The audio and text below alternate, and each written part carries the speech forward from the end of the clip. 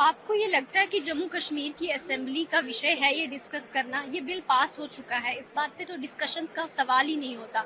इनकी एटीएम मशीनें बंद हो गई, इनके अपने घर चलने बंद हो गए वक्फ के नाम पे।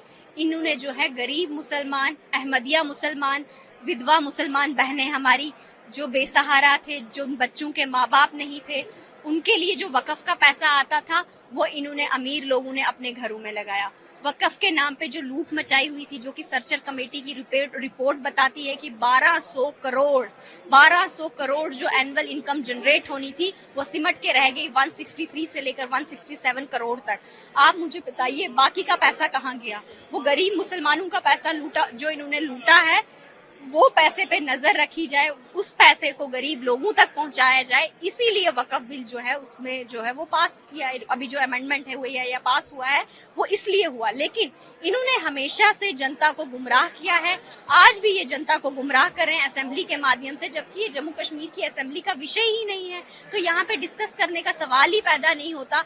तो आप मुझे बताइए, ये काले झंडे दिखाना, ये असेंबली में वॉकआउट करना, ये पेपर फाड़ना, ये क्यों कर रहे हैं? ये सब ये सिर्फ और सिर्फ जनता को गुमराह कर रहे हैं, क्योंकि इनके अपने घर चलने बंद हो गए। आप मुझे बताइए, वक्फ के नाम पे जम्मू कश्मीर में ये नेशनल कॉन्फ्रेंस और कांग्रेस के जितने एमएलए, जितने मिनिस्टर, इवन इनके चीफ मिनिस्टर को भी देख लो, मुझे नहीं लगता इन्होंने वक्फ के नाम पे कोई भी लैंड डोनेट की होगी।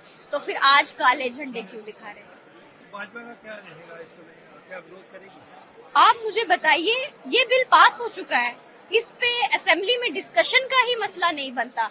हम जम्मू कश्मीर के मसले हल करने के लिए यहाँ पे बैठे हैं। हमारे केंद्रीय गृह मंत्री इतने जम्मू कश्मीर को लेके, जम्मू कश्मीर की इकोनॉमी बूस्ट हो, जम्मू कश्मीर जो है वो टूरिज्म मैप पे लाया जाए, जम्मू कश्मीर को आईटी हब बनाया जाए, जम्मू कश्मीर में नई इंडस्ट्रीज लगाए जाए, जम्मू कश्मीर में नए होटल्स खोले जाए, जम्मू कश्मीर के युवाओं को रोजगार मिले, वो इन सब चीजों को लेके काम करना चाहते हैं। लेकिन यहाँ के चीफ मिनिस्टर की नॉन सीरियसनेस देखिए, वो तो इन सब चीजों पे बात ही नहीं करना चाहते। वो जम्मू कश्मीर को पहले भी गुमराह करते थे, कांग्रेस और नेशनल कॉन्फ्रेंस ने मिलकर पहले भी गुमराह किया है, आज भी गुमराह कर रहे हैं।